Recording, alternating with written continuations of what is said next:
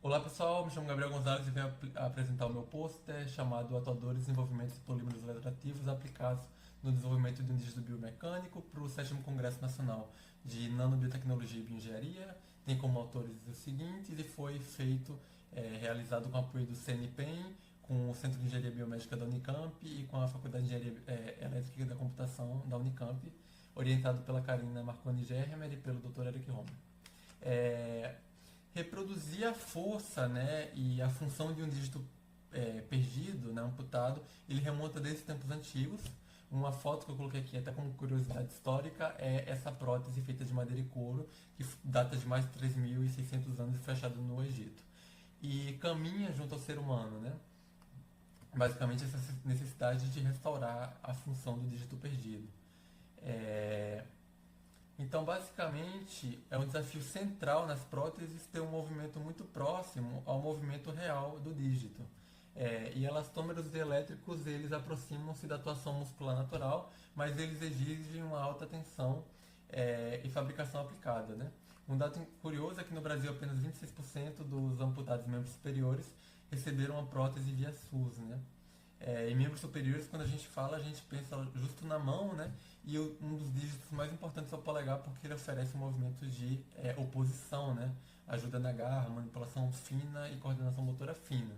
Então, o objetivo do nosso trabalho foi desenvolver um dígito biomecânico funcional com atuadores baseados em polímeros eletroativos do tipo DE, elastômeros dielétricos, com configuração de rolo, spring roll, e usando uma fita comercial VHB 4910, simulando um polegar humano adulto, além de validar a fabricação, controle e a operação por IA.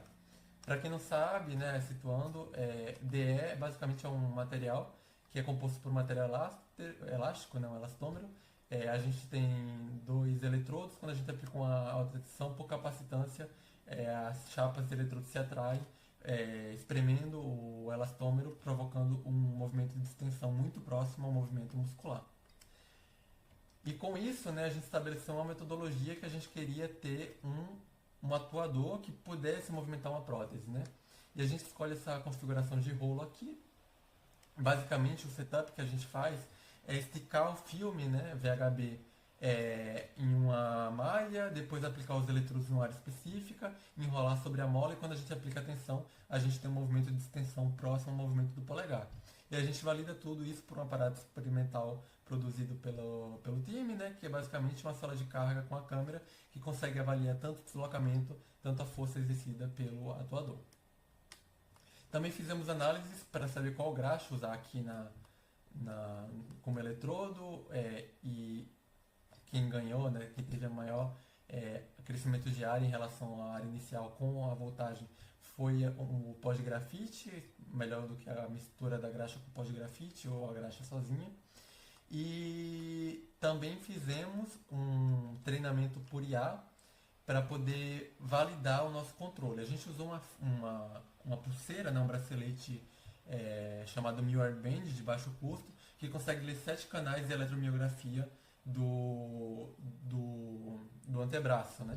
E com isso a gente percebe que o canal 5 e 6 são canais muito predominantes nessa configuração para um movimento de flexão. E com isso uma pessoa amputada conseguiria, com sua intenção de movimento, mesmo sem o membro, controlar a nossa prótese, nosso atuador, né?